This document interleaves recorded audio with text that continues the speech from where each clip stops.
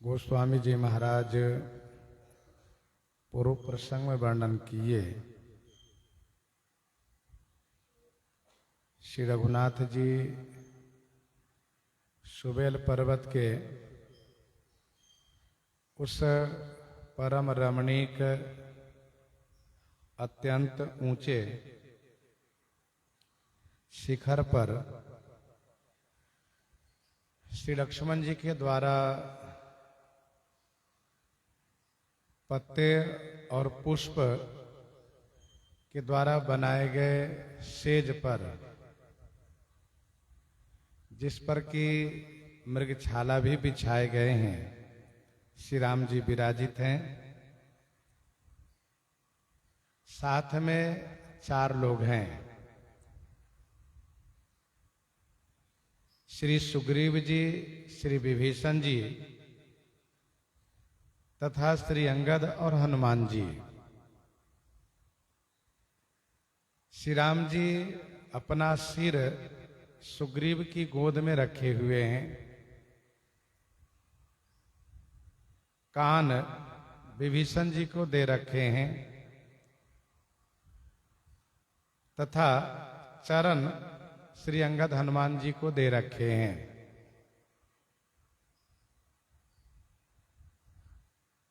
मानो श्री राम जी ने सुग्रीव जी से यह कहा कि इस सिर की लज्जा आपके हाथ में है। विभीषण जी से कहा कि यह कान आपके लिए है, जो कोई गुप्त बातें हो वह आप कान को सुनाया करें। चरण श्री अंगद हनुमान जी को दे रखे हैं कि आप जहां ले चलेंगे वहां हम चलेंगे।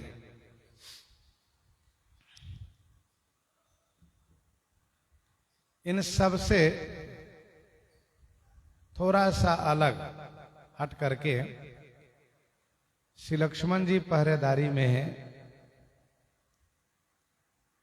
मानो सबका ख्याल रख रहे हैं, किसी से सेवा में कोई त्रुटि न हो तथा श्री राम जी के आराम में विश्राम में कोई विघ्न न हो। इसलिए श्री लक्ष्मण जी हाथ में धनुष बाण लिए हुए, कमर में तरकस कसे हुए, विरासन में बैठ करके पहरेदारी कर रहे हैं।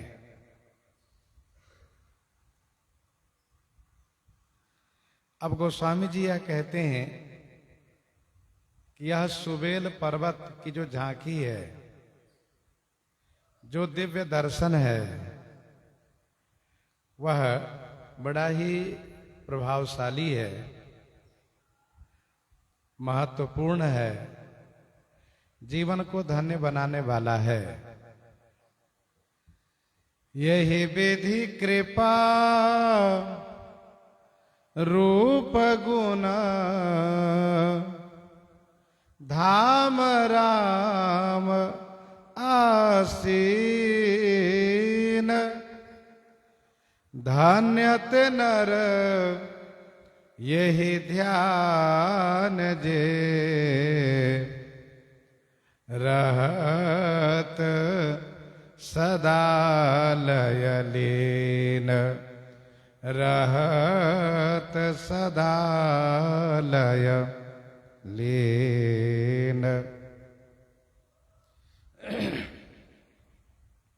कृपा रूप और गुण के धाम श्री राम जी, यही विधि माने इसी प्रकार से आसीन माने विराजित हैं। ते नर धन्य है, जे यही ध्यान माने इस ध्यान में सदा माने हमेशा लयलीन रहते हैं।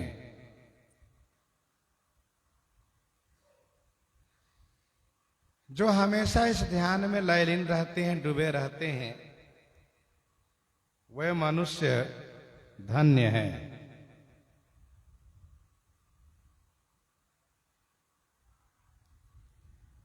श्री राम जी में कृपा है, श्री राम जी में गुण है, श्री राम जी में रूप है। श्री राम जी यहां पर सब पर कृपा किए हुए हैं।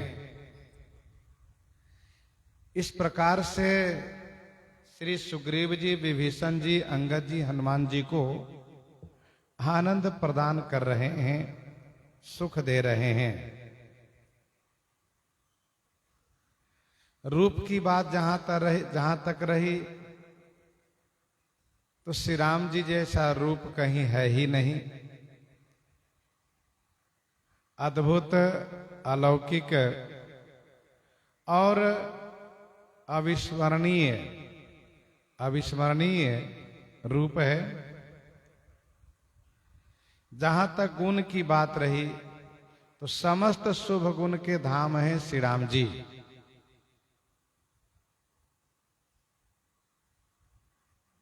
को साहिब सेवक ही निवाजी, आप समान साज सब साजी। आप समान साज सब साजी। कोई भी स्वामी ऐसे नहीं है जो अपने जैसा ही सारा साज सेवक के लिए सजते हो। बल विनय विद्या शील शोभा सिंधु, इनसे ये अहै। बल विनय विद्या शील शोभा सिंधु, इनसे ये अहै। इनके जैसे यही हैं।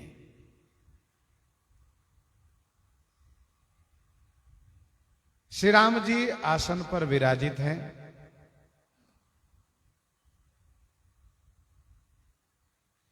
तापर रुचिर मृदुल मृग छाला, तही आसन आसीन कृपाला। उपक्रम है, यहां उपसंहार लगा।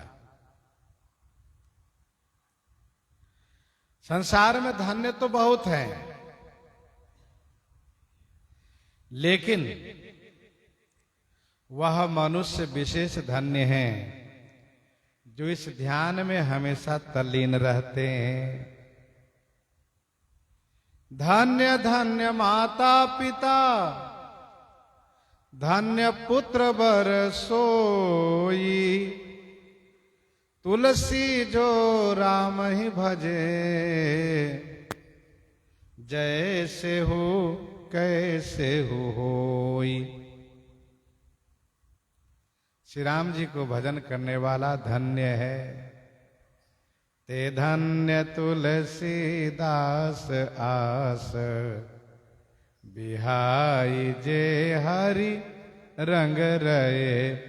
ते धन्य तुलसी दास आस, बिहाई जे हरि रंग रहे।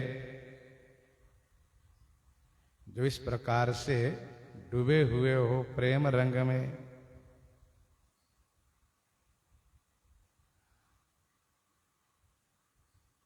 यहां पर सुबेल गिरी पर श्री राम जी लेटे हुए हैं और नीलगिरी के शिखर पर, जहां की उसका नृत्यशाला है रावण का, वहां रावण नाच गान में मगन है। तो एक मन में जिज्ञासा है कि श्री राम जी लेटे हुए हैं और रावण उत्साहित है, तो श्री राम जी में शिथिलता पाई जा रही है और रावण में उत्साह, ऐसा क्यों? इसका समाधान यह है कि श्री राम जी विरही हैं। पहली बात कि श्री राम जी विरही हैं और रावण राज्य युक्त है। दूसरी बात, श्री राम जी दैवी संपदा से युक्त हैं। श्री राम जी दैवी संपदा से युक्त हैं, रावण आसुरी संपदा से युक्त है।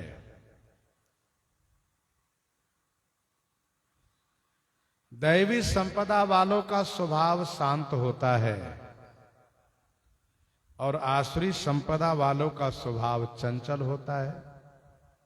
यहां यह भी देखना चाहिए, श्री राम जी शांत हैं, रावण चंचल है।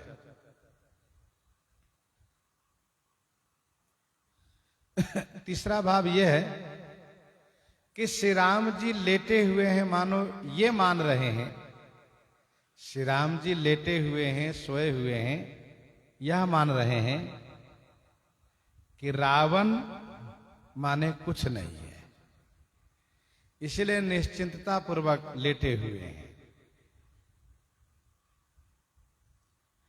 क्योंकि जगमह सखा निशाचर जेते लक्ष्मण हनई निमिषमह तेते। श्री राम जी शयन कर रहे हैं। चौथा भाव यह है,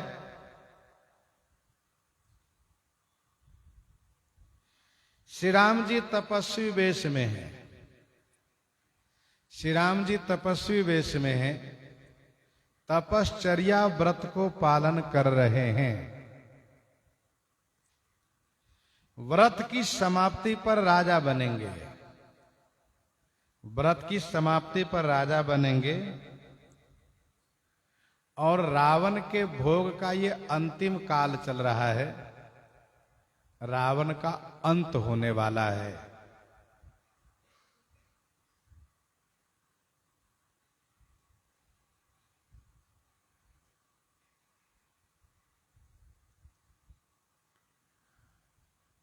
इसीलिए इन दोनों के अलग अलग दृश्य को गोस्वामी जी वर्णन कर रहे हैं। पांचवा भाव यह है, परोक्ष में राज्य श्री राम जी की हो गई है। परोक्ष में राज्य श्री राम जी की हो गई है, इसीलिए शयन की विधि में अधिकारों को सौंप रहे हैं।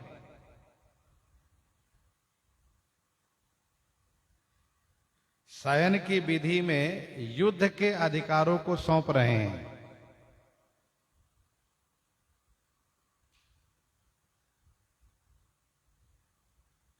तथा चंद्रमा के वर्णन के बहाने से, चंद्रमा के वर्णन के बहाने से सभी के मनोभाव को भी जान रहे हैं, सभी के मनोभाव की परीक्षा ले रहे हैं, यूं समझना चाहिए।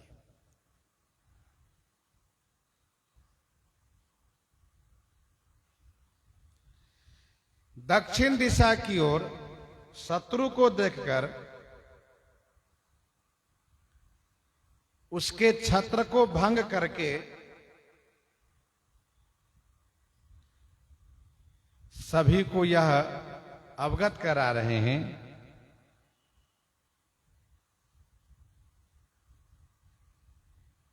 कि मैं अपनी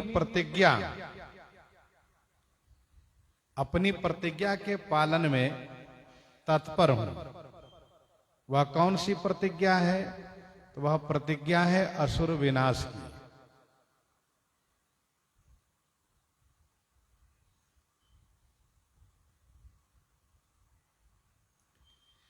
इसीलिए श्री राम जी में सब प्रकार से प्रबलता को ध्यान में रखना चाहिए, शिथिलता नहीं। श्री राम जी लेटे हुए भी कार्यरत हैं। वह मनुष्य विवेकी होता है, बुद्धिमान होता है, जो आराम करते समय में भी अपने कार्य की योजना बनाता हो, कार्य के संदर्भ में सफल योजना की तैयारी कर रहा हो।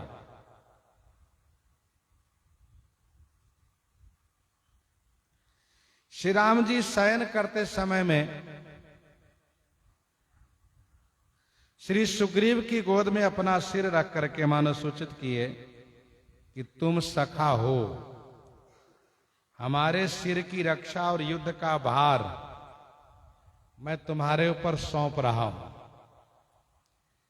मेरे सिर की रक्षा और युद्ध का भार तुम्हें सौंप रहा हूं। धनुष बाण को हाथ में दुलराते हुए मानो उससे कह रहे हैं कि अब तुम्हारे पुरुषार्थ का समय आ गया है। अब तुम्हारे पुरुषार्थ प्रकट करने का समय आ गया है। शत्रु सामने है, इसलिए सावधान रहना। विभीषण जी को कान दे करके भगवान श्री राम जी ने मानो ये कहा, विभीषण जी, इस युद्ध काल में आपकी सलाह को मैं सुना करूंगा। इस युद्ध काल में आपकी सलाह को, आपकी बात को मैं सुनूंगा। इसलिए जो आप उचित सलाह समझें देते रहें।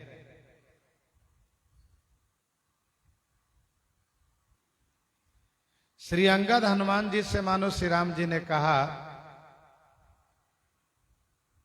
कि ये चरण आपके अधीन है, ये चरण आपके अधीन है। जहां आप ले चलोगे वहीं हम चलेंगे।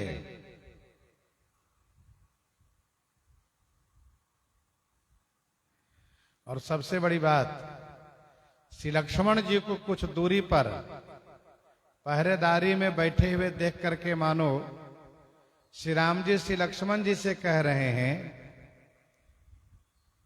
कि भैया लक्ष्मण, इन सब में से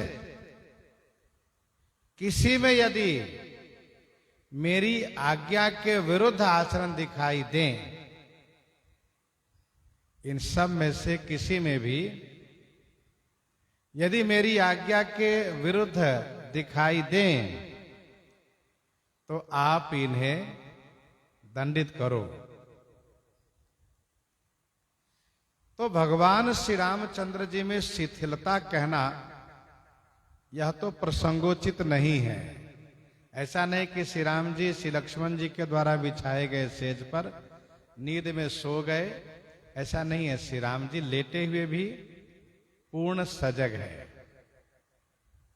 रावण के अंत का समय है, इसलिए वह भोग में, सुख में मगन है।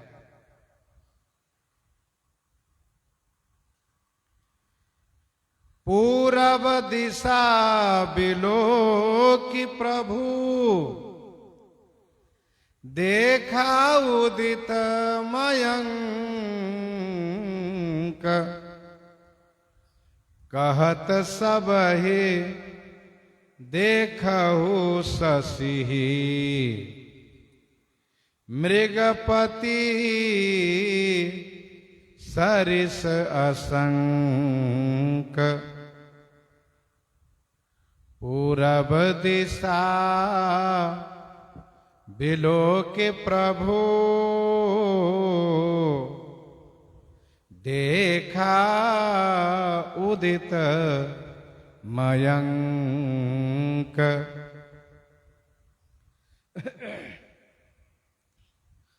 पूरब दिशा बिलोकी प्रभु, देखा उदित मयंक। प्रभु पूरब दिशा की ओर बिलोकी माने देखा। पूरब दिशा बिलोकी प्रभु, प्रभु श्री रामचंद्र जी ने पूरब दिशा की ओर बिलोकी माने देखा। क्या देखा? तो मयंक उदित देखा। मयंक माने चंद्रमा को उदित देखा। चंद्रमा उदित हुआ है, यह देखा।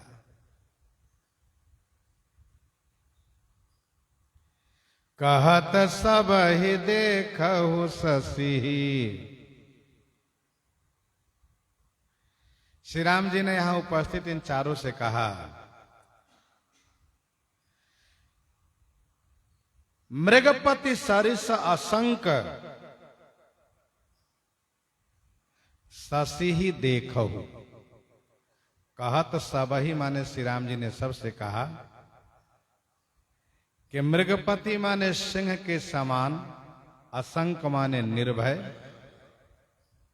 शशि ही माने चंद्रमा की ओर आप सब देखिए। पूरब दिशा बिलो की प्रभु देखा, उदित मयंक।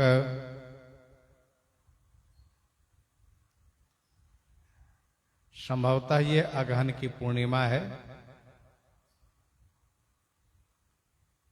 भगवान श्री रामचंद्र जी सुबेल पर्वत पर लेटे हुए हैं। श्री राम जी ने पूरब दिशा की ओर देखा तो उदित होते हुए मयंक माने चंद्रमा दिखाई दिए।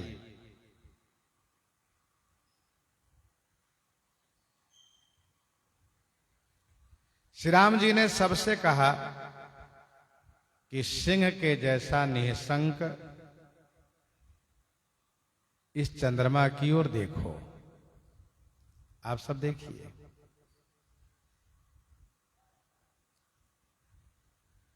भगवान श्री राम जी का जो बिस्तर लगा है, सेज लगा है, पुष्प सैया, ये पूरब और पश्चिम, पूर्व पश्चिम में है। पश्चिम की ओर सिर है, पूरब की ओर पैर है, चरण है। तो पश्चिम तरफ सिर है, पूरब तरफ चरण है। श्री सुग्रीव की गोद में श्री राम जी का सिर है, स्वाभाविक है कि ऊंचा है। उदित होते हुए चंद्रमा दिखाई दिए। आज पूर्णिमा के चंद्रमा बड़े सुंदर लग रहे हैं, उदित हुए हैं। लेकिन श्री राम जी विरही हैं, तो विरही के लिए चंद्रमा दुखद होता है।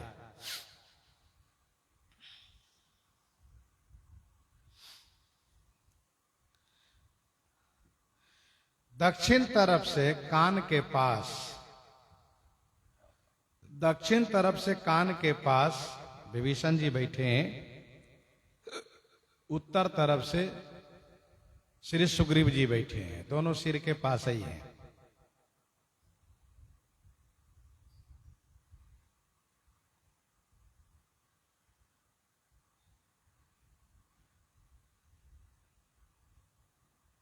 बाएं चरण को श्री अंगद जी और दाहिने चरण को श्री हनुमान जी दबा रहे हैं, सेवा कर रहे हैं।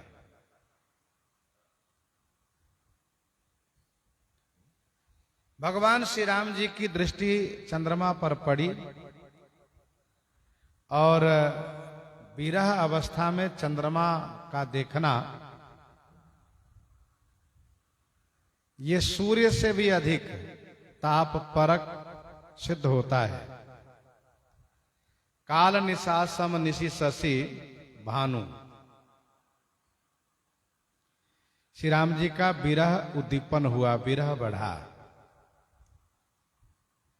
पूरब दिशि गिरि गुहा निवासी, परम प्रताप तेज बल राशि। पूरब दिशि गिरि गुहा निवासी, परम प्रताप तेज बल राशि।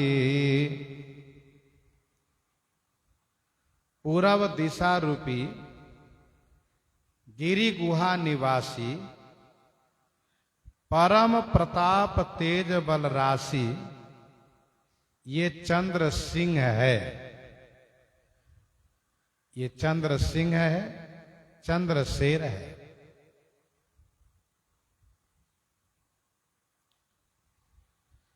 पूरब दिशि गिरि गुहा निवासी परम प्रताप तेज बल राशि।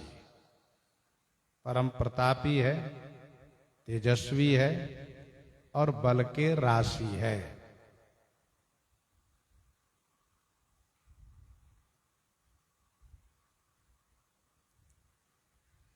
यहां पर 3 सिंह का दर्शन हो रहा है, 3 शेर है।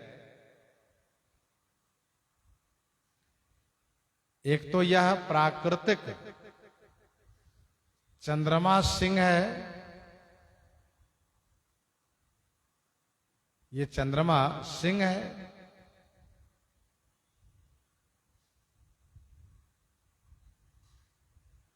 और दूसरा प्राकृतिक सिंह होता है, शेर होता है। तो पहला ये चंद्रमा सिंह है, ऐसा समझिए। और दूसरा प्राकृतिक सिंह जो होता है वह है।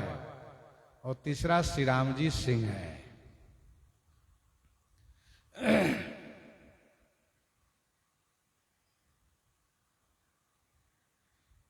चंद्रमा रूपी सिंह पूरब दिशा रूपी गुहा निवासी है।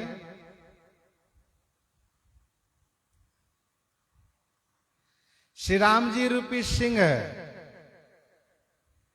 पर्वत रूपी गिहा पर्वत गिरी निवासी है, पर्वत गुफा निवासी है। और प्राकृतिक सिंह जो होता है वह गुफा के निवासी होता ही है, गिरी गुहा निवासी होता है। तीनों परम प्रतापी है, तीनों तेजस्वी है, तीनों बल के राशि है। मत नागतम कुंभ बिदारी शशि केसरी गगन बनचारी। मत नागतम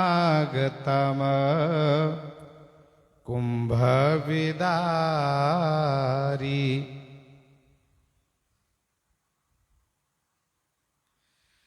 तम रूपी मत नाग के कुंभ को विदीर्ण करके पूरब दिशा रूपी गिरी गुहा निवासी ये चंद्रमा रूपी सिंह, चंद्र सिंह, तम माने अंधकार रूपी मतवाला, नाग माने हाथी के, कुंभ को विदीर्ण किया है। कुंभ कुंभ हाथी के वह मस्तक होता है। कुंभ हाथी के मस्तक के उस भाग को कहा जाता है जो ऊपर दोनों भाग उभरा हुआ रहता है। हाथी के मस्तक पर जो दोनों तरफ उभरा हुआ भाग होता है उसी को कुंभ कहते हैं। शेर हाथी के उसी कुंभ को विदीर्ण करता है, चीर देता है। तो अंधकार रूपी मतवाला हाथी के कुंभ को विदीर्ण किया है। शशि केसरी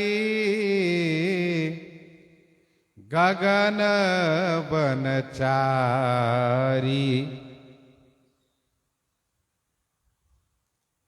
शशि रूपी केसरी, चंद्रमा रूपी केसरी माने सिंह आकाश रूपी वन में विचरण कर रहा है।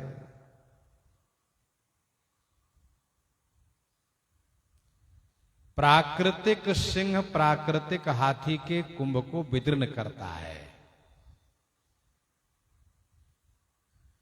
चंद्र सिंह अंधकार रूपी हाथी के मस्तक को विदीर्ण किया है।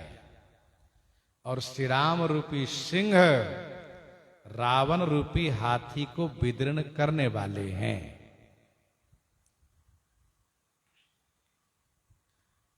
केसरी, तीनों केसरी है। चंद्रमा की किरण ही केस है।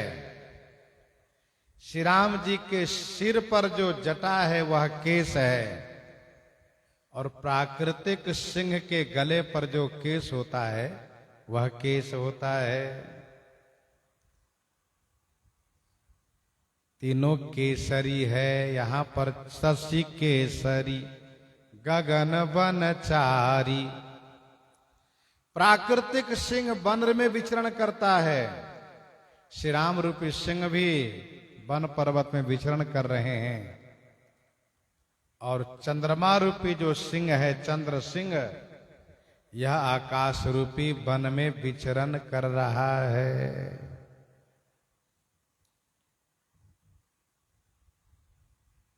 बिथुरे नभ मुक्ताहल तारा, निशि सुंदरी केर सिंगारा।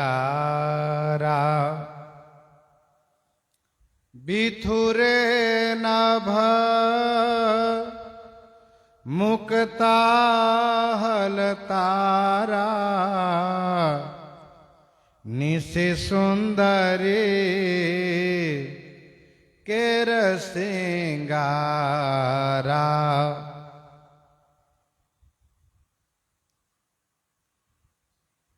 बिथुरे नभ मुक्ताहल तारा।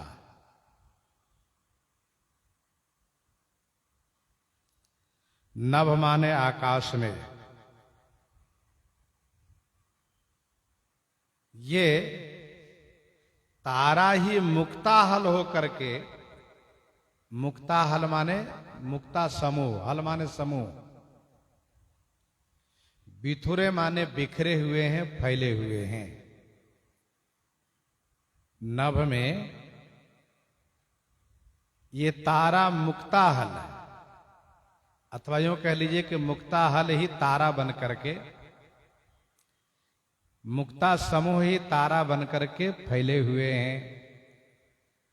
हाथी के मस्तक को विदीर्ण किया जाता है, हाथी के मस्तक को सिंह जब विदीर्ण करता है तो मुक्ता समूह उससे निकलता है। यहां पर चंद्र सिंह ने अंधकार रूपी हाथी के मस्तक को फाड़ा है, विदीर्ण किया है, तो तारा रूपी मुक्ता हल, तारा रूपी मुक्ता समूह प्रकट हुआ है, निकला है, जो नभ माने आकाश में, बिथुरे माने फैला हुआ है। यह निशि सुंदरी केर सिंगारा, यह निशि माने रात्रि रूपी सुंदरी का श्रृंगार है, रात्रि रूपी सुंदरी का श्रृंगार है। निशि सुंदरी केर सिंगारा, रात्रि रूपी सुंदरी का श्रृंगार है ये।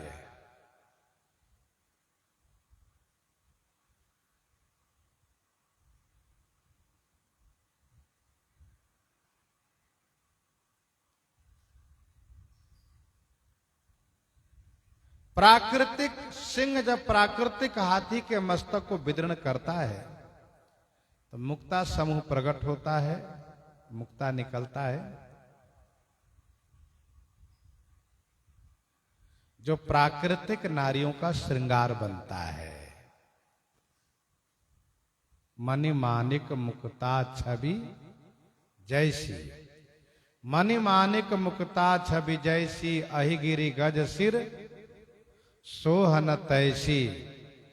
नृप किरीट तरुणी तनु पाई, लहई सकल शोभा अधिकाई, लहई सकल शोभा अधिकाई।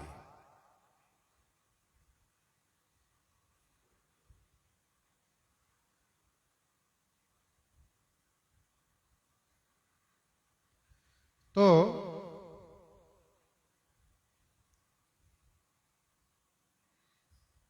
जब प्राकृतिक हाथी के प्राकृतिक सिंह द्वारा मस्तक विदीर्ण करने पर जो मुक्ता समूह प्रकट होता है, वह प्राकृत नारी का श्रृंगार बनता है, राजा का श्रृंगार बनता है। यहां पर चंद्र सिंह ने जो चंद्र सिंह ने जो अंधकार रूपी मत वाला हाथी के कुंभ को विदीर्ण किया है, तो तारा रूपी मुक्ता समूह प्रकट हुआ है, जो रात्रि रूपी सुंदरी का श्रृंगार बना है। रात्रि रूपी सुंदरी का श्रृंगार बना है। श्री राम जी रूपी सिंह रावण रूपी मतवाला हाथी के मस्तक को विदीर्ण करेंगे, जिससे मुक्ति रूपी मुक्ताहल प्रकट होंगे। मुक्ति रूपी मुक्ताहल प्रकट होंगे। इससे भगवती श्री सीता जी का श्रृंगार होगा, असुर जाति को मुक्ति मिलेगी। अब श्री राम जी कहते हैं, कह प्रभु शशि मह में चकताई, कह प्रभु शशि मह में चकताई, कहु काह निज निज मति भाई, कहु काह निज निज मति भाई,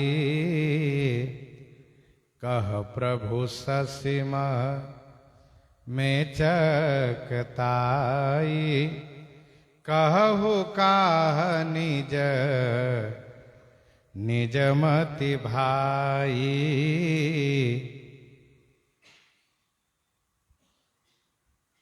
प्रभु ने कहा,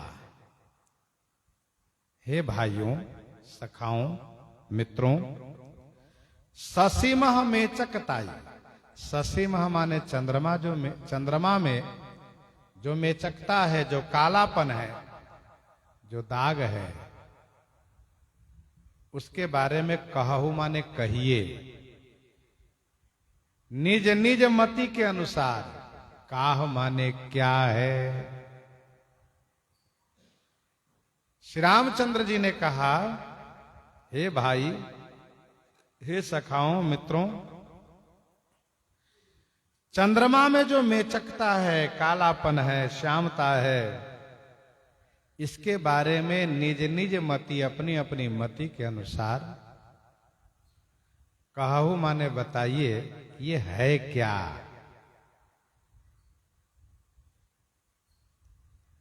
ध्यान दीजिएगा, सुभाषित रत्नागार का एक श्लोक है,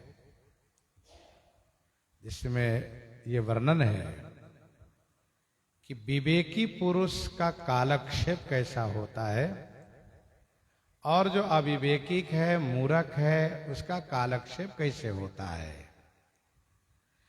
काव्य शास्त्र विनोदेन,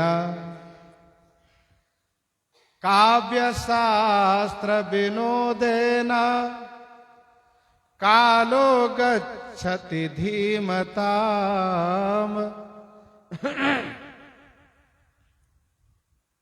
व्यसने नहीं मूर्खानाम, निद्रया कलहे नवा।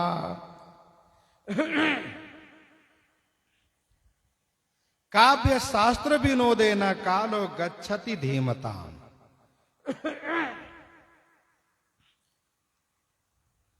काव्य शास्त्र की चर्चा करके आनंद लेते हुए धीमताम, जो बुद्धिमान पुरुष है, वह काल व्यतीत करता है। काव्य शास्त्र विनोदेन कालो गच्छति धीमताम। लेकिन जो मूर्ख है, अविवेकी है, वह नशा करने में, व्यसने नहीं मूर्खाना, अथवा नींद लेने में, सोने में, अथवा झगड़ा करने में अपना समय बिताते हैं। व्यसने नहीं मूर्खानाम, निद्रया कलहे नवा।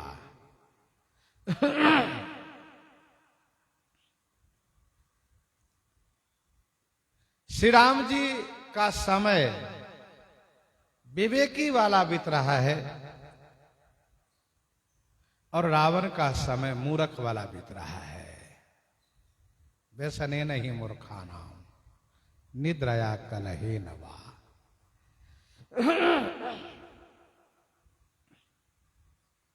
श्री राम जी अपने सखाओं से, मित्रों से पूछ रहे हैं, चंद्रमा में कालापन कैसा है? कह सुग्रीव सुनहु रघुराई,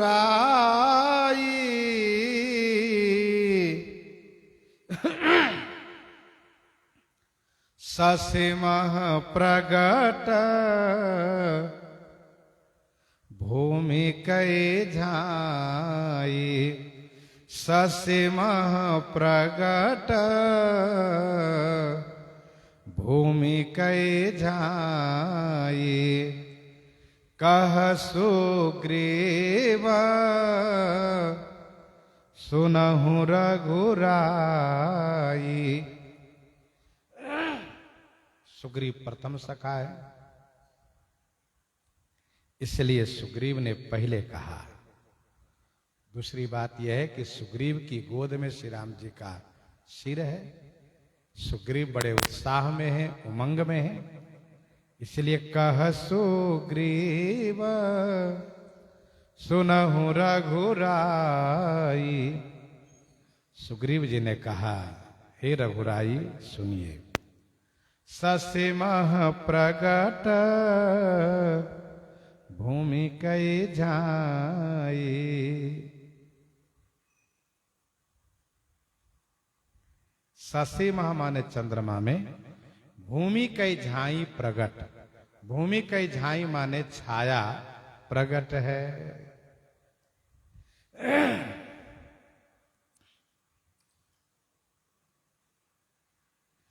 कह सुग्रीव सुनहु रघुराई, ससिमह प्रगट भूमि कै झाई।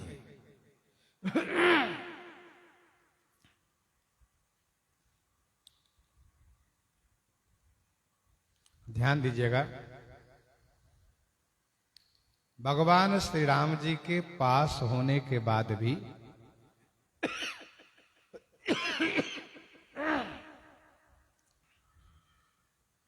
जिसकी जैसी प्रकृति होती है, प्रवृत्ति होती है, वैसा ही उनका मनोभाव झलकता है, प्रकट होता है।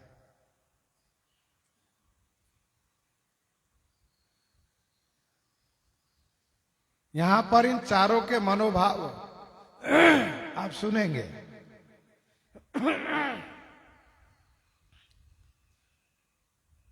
सुग्रीव जी कहते हैं कि हे रघुराई,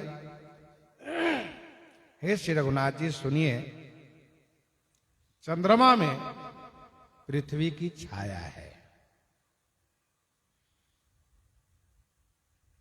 क्यों? सुग्रीव ऐसा क्यों कह रहे हैं? इसका उत्तर यह है कि सुग्रीव राजा है। सुग्रीव राजा है और राजा की निगाहें अपने राज्य की सीमा पर होती है।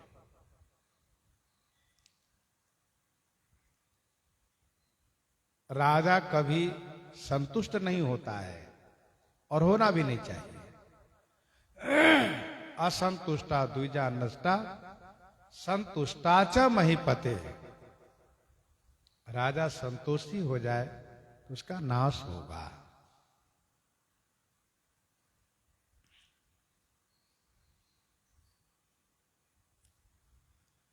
सुग्रीव राजा है। सुग्रीव सोचता है कि मेरे राज्य की सीमा चंद्रमा तक है। ससीमह प्रगट भूमि कै झाई। आज भी जो विशेष समृद्धशाली प्रभावशाली देश है, वह सब चंद्रलोक पर अपनी अपनी दावा कर रहे हैं, चंद्रमा पर हम पहुंचे, चंद्रमा पर हम पहुंचे, चंद्रमा पर हम पहुंचे, सब दावा करते हैं। तो महाराज सुग्रीव भी कहते हैं कि ससीमा प्रगट भूमि कई झाई। अब सुग्रीव जी के बोलने के बाद स्वाभाविक है कि विभीषण जी बोलेंगे, अंगद जी बोलेंगे, तब हनुमान जी बोलेंगे। भगवान श्री राम जी ने सुग्रीव की बात सुनी, विभीषण जी की ओर देखा, तो नाम भले विभीषण जी का यहां पर नहीं है, लेकिन जो सुबेल पर्वत की झांकी है, वो झांकी से स्पष्ट है कि श्री सुग्रीव के पास श्री विभीषण जी हैं। सरकार विभीषण जी की ओर देख रहे हैं, तो विभीषण जी ने कहा, मारे हो राहु ससी कह कोई, उर्मह परी श्यामता सोई, उर्मह परी श्यामता सोई। कोई कहा, किसी ने कहा,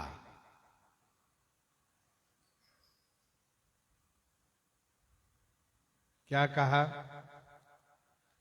कि शशि ही राहु मारे हो।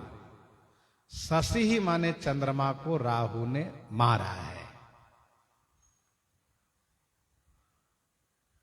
तो मारने के बाद वहां खून जम जाता है, काला हो जाता है।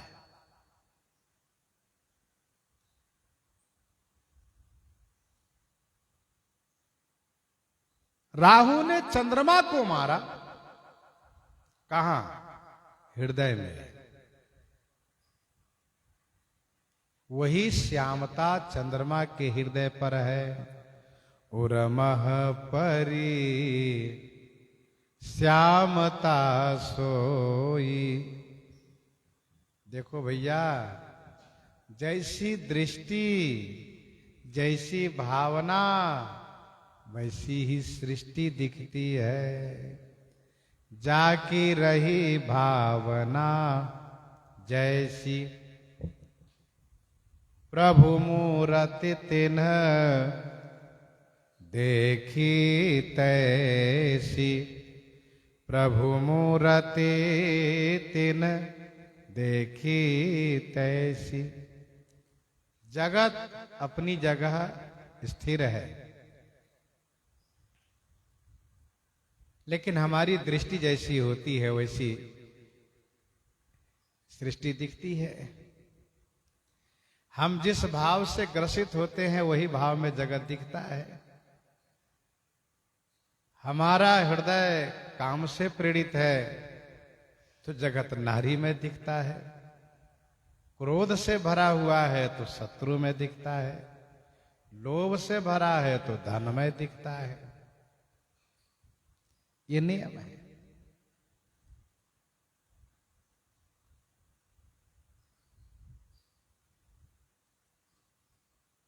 सुग्रीव जी ने कहा कि भूमि की छाया है, तो विभीषण जी ने कहा, सरकार चंद्रमा के हृदय में राहु ने मारा है, उसी की चिन्ह है, वही कालापन है। विभीषण जी ने ऐसा इसलिए कहा क्योंकि विभीषण जी के हृदय पर रावण ने पद प्रहार किया है और वह चोट अभी भी है, और वह कसक, वह चोट भूलने वाला नहीं है। विभीषण जी महाराज युद्ध में जब कुंभकर्ण से मिलने आते हैं तो कुंभकर्ण को भी यह बताते हैं, भैया तात लात रावण मोहि मारा, कहत परम हित मंत्र विचारा, कहत परम हित मंत्र विचारा। तात लात रावण महिमारा, कहत परम हित मंत्र विचारा।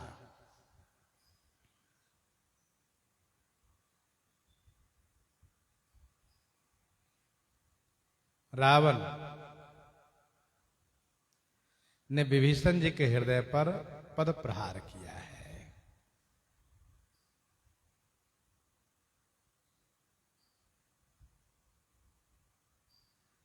छाती पर मारा, हृदय पर मारा है।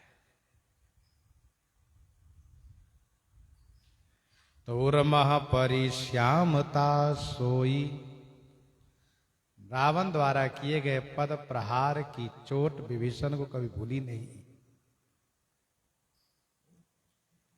विभीषण जी को लगता है, जहां भी काला दिखता है लगता है इसको किसी ने, अमुक ने मारा है, ये मारने का चिन्ह है। सुग्रीव जी को लगता है ये कालापन भूमि की छाया है, छाया काली होती है। विभीषण जी को लगता है जहां भी कालापन है सब चोट का चिन्ह है, किसी ने जरूर मारा है इसको।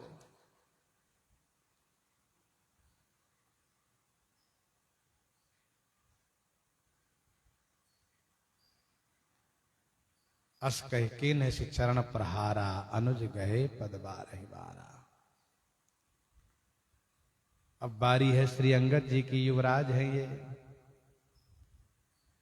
को कह जब विधि रति मुख कीन्हा,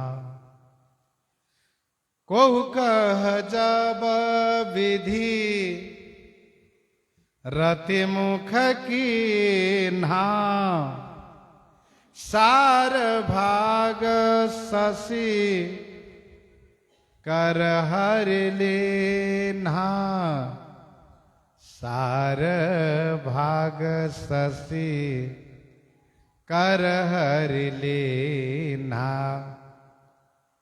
को कह जब विधि रति मुख कीन्हा। को कह कौन है? का अंगद जी हैं। कहते हैं जब विधि ब्रह्मा जी ने रति मुख कीन्हा, रति का मुख बनाया। रति कामदेव की पत्नी है, स्त्री है। रति को सर्वांग सुंदर बनाने में ब्रह्मा जी सफल तो हुए, पर मुख बनाने लगे तो सोचे कि इनका मुख कैसे बनाऊं जो सुंदर हो। तो ब्रह्मा जी ने चंद्रमा का सार भाग, शशिकर सार भाग हरिलीना, चंद्रमा का सार भाग हरण कर लिए, ले लिए ब्रह्मा जी, और उसी से रति का मुख बना दिए। रति कामदेव की स्त्री है जो विशेष सुंदर है। रति शतकोटि तासु बलिहारी।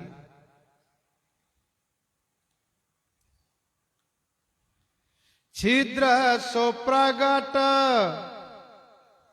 इंदु उर्माही, तेहि मग देखिए नभ परिछाही, तेहि मग देखिए नभ परिछाही। छिद्र सुप्रगट इंदु उर्माही। इंद्र इंदु उर्माही सो प्रगट छिद्र है। इंदु उर्माही माने चंद्रमा के हृदय में, सो माने वह, प्रगट माने प्रत्यक्ष छिद्र है। तेहि मग माने उसी मार्ग से, उसी छिद्र से, नभ परिछाही देखिए। न माने आकाश की छाया देखी जा रही है प्रभु, ये अंगद जी ने कहा। अंगद जी ने ऐसा क्यों कहा? तो ऐसा इसलिए कहा क्योंकि राज्य के अधिकारी अंगद थे। पिता के बाद बेटे को राजा बनाया जाता है। यह अधिकार अंगद का था, उसको छीन करके सुग्रीव को दिया गया है। सुग्रीव को दिया गया है। यही अंगद जी के हृदय में छेद हो गया है। यह बात उनको कसकती रहती है कि राज्य का अधिकार तो मेरा था, भले मैं युवराज बनाया गया पर राजा तो नहीं बनाया गया।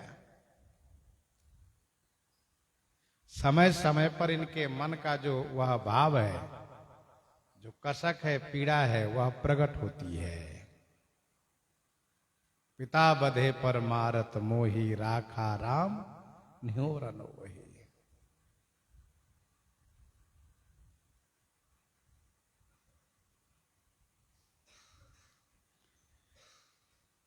श्री अंगद जी कहते हैं कि उसी रास्ते से यह आकाश की छाया दिख रही है। इसका मतलब यह है विभीषण जी के हृदय पर चोट के चिन्ह है, इसलिए चोट की बात कही विभीषण जी ने। अंगद जी के हृदय में राज अधिकार छिन जाने पर छिद्र हो गया है। जैसे ब्रह्मा जी ने चंद्रमा का सार भाग लेकर के रति के मुख पर रख दिया, इसलिए रति चंद्रमुखी हो गई, चंद्रबदनी हो गई, चंद्रमा में छेद हो गया। वैसे अंगद युवराज हो गए, सुग्रीव राजा हो गए, अंगद जी के हृदय में छेद हो गया। कहीं मग देखिए नव परिचय।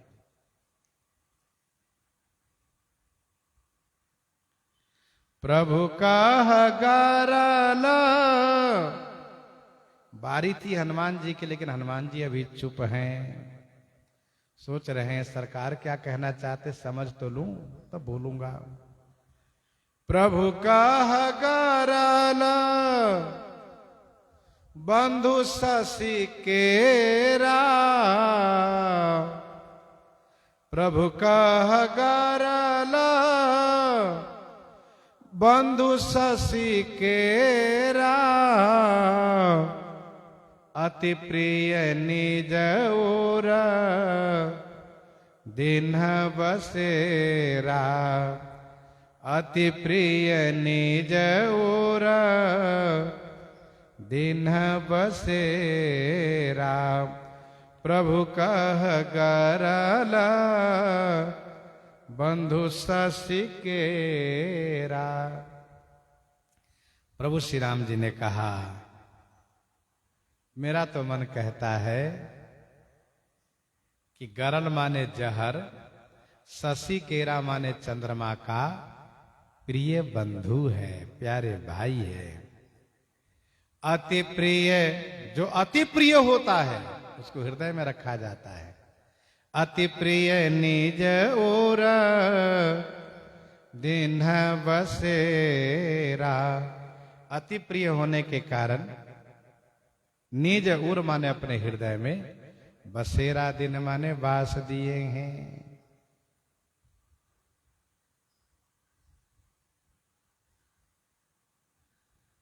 श्री राम जी कह रहे हैं कि जहर चंद्रमा का प्रिय भाई है, इसलिए चंद्रमा ने अपने प्रिय भ्राता को हृदय में निवास दिया है।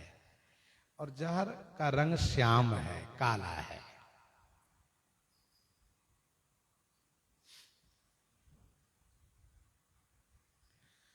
जन्म सिंधु पुनि बंधु विष, दिन मलिन सकलंक, जन्म सिंधु पुनि बंधु विष, विष इसका भाई है।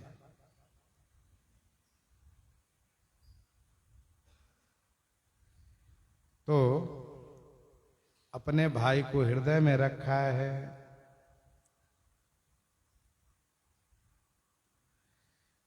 श्री राम जी ऐसा क्यों कह रहे हैं?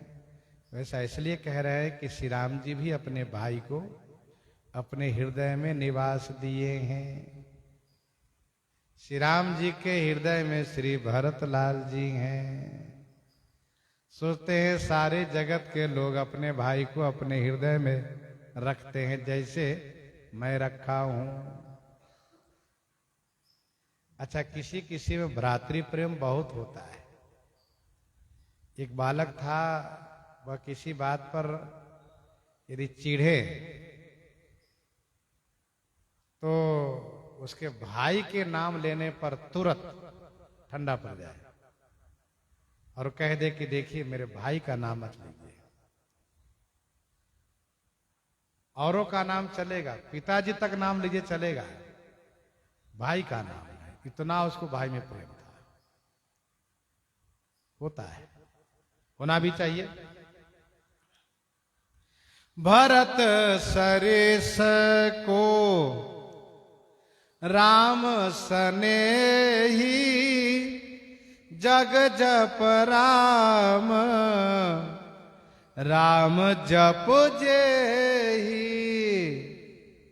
जग जप राम राम जप जेही। सरकार कहते हैं यह चंद्रमा अपने भाई को हृदय में बसा करके विष संयुत कर निकर पसारी, विष संयुत कर निकर पसारी, जारत बिरहवंत नर नारी, जारत बिरहवंत नर नारी। विष संयुत कर निकर पसारी। विष संयुत माने जहर युक्त, कर निकर माने किरण समूह को, पसारी माने फैला करके। विरहवंत नर नारी जारत, विरह से युक्त नर नारियों को ये जलाता रहता है।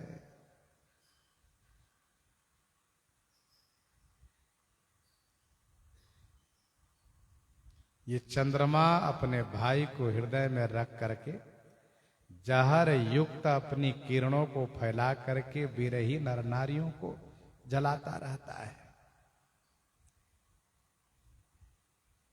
चंद्रमा जबकि अमृत सरवा है, लेकिन विरही के लिए वह विष सरवा प्रतीत होता है, विष को श्राव करता है। श्री कृष्ण गीतावली 31 में गोपियां कहती हैं संतत दुखद सखी रजनीकर।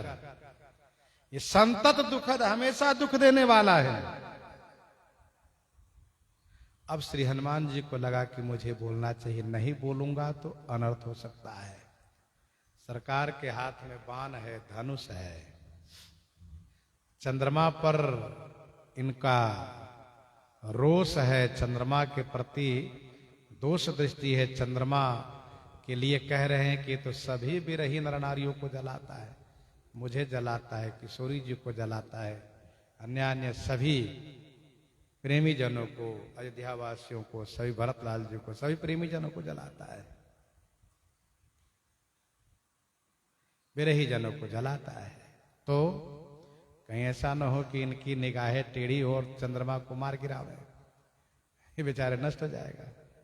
हनुमान जी ने कहा सरकार मेरा निवेदन कुछ बाकी है।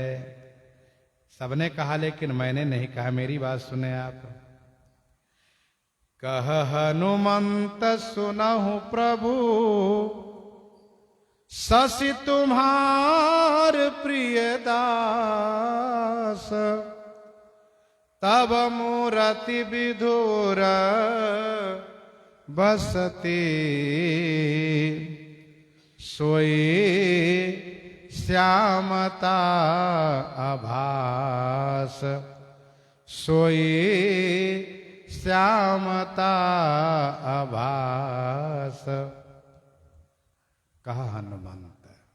श्री हनुमान जी ने कहा हे प्रभु सुनिए, ये चंद्रमा आपका प्रिय दास है, तब मूर्ति माने आपकी मूर्ति, सांवली सूरती को चंद्रमा अपने हृदय में बसा रखा है। सोई श्यामता, उसी श्यामता की आभास माने झलक है। हनुमान जी की बात सुनते सरकार हंस दिए और दृष्टि बदल दिए दक्षिण की ओर। क्या कहते हैं, सुश्रवण आगे करेंगे। प्रसंग को यहीं पर व्यांगम करते हैं। आइए श्रवण करते हैं श्री कवितावली रामायण जी से।